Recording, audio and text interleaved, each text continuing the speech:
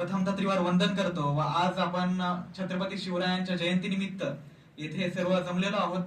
तरी शिवरायांच्या जयंतीनिमित्त सर्वांना हार्दिक शुभेच्छा देतो.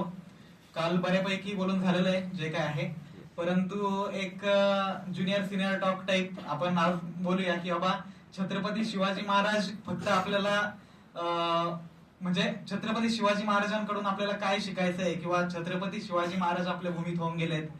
तर ह्या सर्व गोष्टी आपल्याला माहिती आहेत, पण छत्रपती शिवाजी महाराज कोण होते हे सर्व माहिती आहे, पण छत्रपती शिवाजी महाराज काय होते हे आपल्याला खरं तर मनापासून समजून घेणं गरजेचं आहे असं मला वाटतं. आणि त्या निमित्ताने आज आपण शिवजयंतीचा एक संकल्प केला पाहिजे. मी कालही बोललो की ऍटलिस्ट आपण 20-30 पानांचं छोटं का होईना वर्षभरातलं एक पुस्तक वाचू शकतो. आणि मी मागच्या वेळी बोललो की खबरदार जर टाच मारून जाल पुढे, चिंधड्या चिंधड्या उडवीन राई राई एवढ्या, हा मी काल संदर्भ दिला, मागच्या वेळी दिला. म्हणजे सांगायचं तात्पर्य एवढंच आहे की एक 8 वर्षाचा मुलगा आहे आणि तो मुलगा एक शेतावरच्या बांधावर काम करत असतो आणि ज्यावेळेस सैनिक येतात, एक सैन्य येतं, तर त्यावेळेस तो त्यांच्या समोर जातो आणि हे वाक्य बोलतो आणि त्याचं नाव सावळ्या होतं.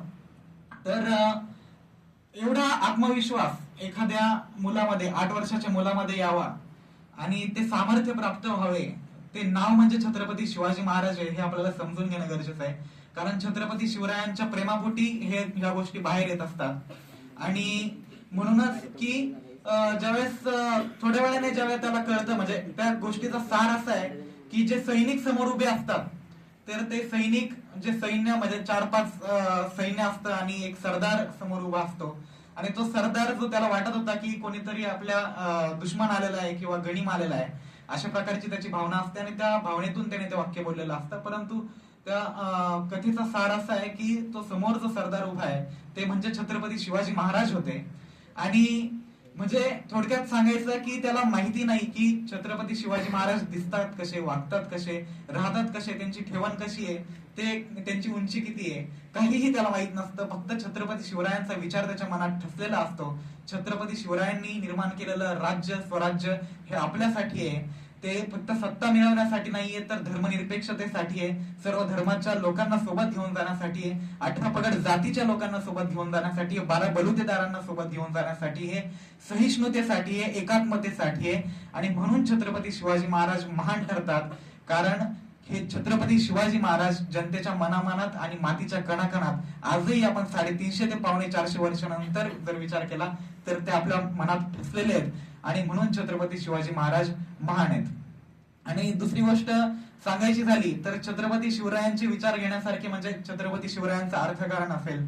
कालच आपल्या तांबडे मॅडमनी बऱ्यापैकी एक्सप्लेन केलं की त्यांनी अर्थाचं नियोजन कसं ठेवलं. एवढे 350 किल्ले होते, तर 350 किल्ल्यांवर एक एक सरदार नेमला आणि त्या सरदाराच्या माध्यमातून त्या सरदारात पण एक असं स्टेज असते की आता औरंगजेब वगैरे आपण बघितलेत, त्यांच्याकडे लगेच फितूर होऊन जायचे. पण छत्रपती शिवरायांच्या विचारांवर सरदार वगैरे जे एवढे ठाम होते की त्यांनी कधीही दगाबाजी करण्याचा प्रयत्न केला नाही. आणि त्यामुळे छत्रपती शिवरायांचे 350 ते 370 किल्ले हे आबाद राहिले. आता दुसरी गोष्ट महत्वाची सांगायची झाली तर ज्यावेळी छत्रपती शिवाजी महाराजांनी पुरंदरचा तह केला, आपल्याला सर्वांना माहिती आहे, म्हणजे स्वराज्यावर संकट चालून आलं होतं. मिर्झा राजे जयसिंग आणि दिलेर खान यांनी स्वराज्यावर हे केला होता, हमला केला होता. आणि त्यावेळी जेव्हा पिकांची नासाडी होत होती आणि सर्व रयत ही रयाला जात होती आणि त्यावेळेस शिवाजी महाराजांना साधा सोपा मार्ग होता एस्केप करण्यासाठी की बाबा एखाद्या किल्ल्यावर जाऊन ते काही वर्ष राहू शकत होते. कारण दिलेर खान वगैरे जे होते ते बाहेरून आलेले होते, बाहेरच्या राज्यातून आलेले होते, ते 100% नंतर म्हणजे युद्ध केल्यानंतर जाणार होते. पण छत्रपती शिवरायांनी कधीही माघार घेण्याचं ठरवलं नाही. आणि त्यावेळी मग म्हणजे उभ्या आयुष्यात कोणापुढे माघार घेतली नव्हती, परंतु त्यावेळी फक्त जनतेसाठी, रयतेसाठी शिवरायांनी पुरंदरचा तह केला.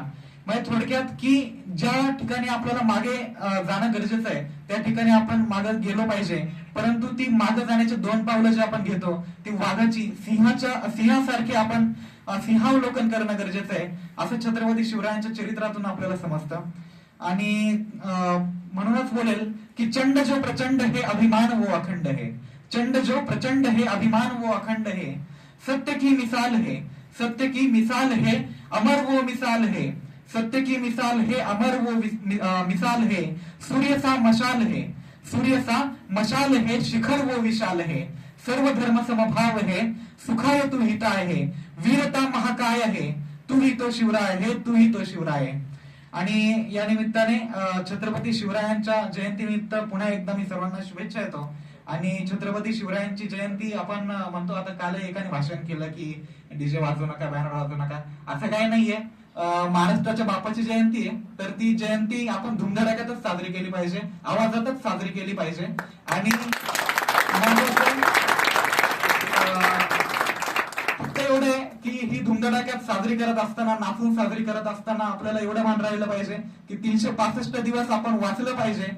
आणि ज्यावेळेस 365 दिवस वाचत असताना एक दिवस आपण आपल्या बापासाठी, महाराष्ट्राच्या बापासाठी काढू शकतो. आणि त्या निमित्ताने आपण सर्वांपर्यंत विचार पोहोचवला पाहिजे, हे आपण संकल्प करायला पाहिजे. आणि एक दिवस वाचल्याने काही होत नाही, 364 दिवस आपण वाचूयाच, परंतु आजच्या दिवशी जयंती खरंच धुमधडाक्यात साजरी केली पाहिजे, असं मी प्रतिपादन करतो. आणि येथेच थांबतो. जय शिवराय, जय हिंद, जय महाराष्ट्र, जय हिंद.